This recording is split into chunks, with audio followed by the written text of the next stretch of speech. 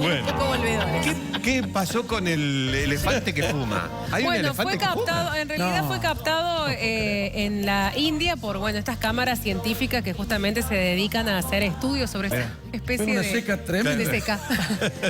La verdad que fue muy llamativo. Está muy bueno. Está muy Sí, llamativo. Qué lindo que son los elefantes. Son Lástima hermosos. que son grandotes para tenerlos. ¿No Claro. viste posibilidades de ver algún El único- elefante así en vivo y en Sí, directo? sí, y he estado con el elefante. Acá inclusive dimos una vuelta. Acá ¿Ah, sí? Sí, Mira qué bueno. sí. Bueno, cuando se hacía Pan y Manteca, en el estudio grande de Audiovisión, ¿Que llevaron un sí, un elefante Oh, adentro. Dios mío. Entró, era del circo de, ¿cómo se llamaba? De Orfei. Orlando Orfei. ¿Qué Claro. suceso? Qué suceso. Ay, pero Y por-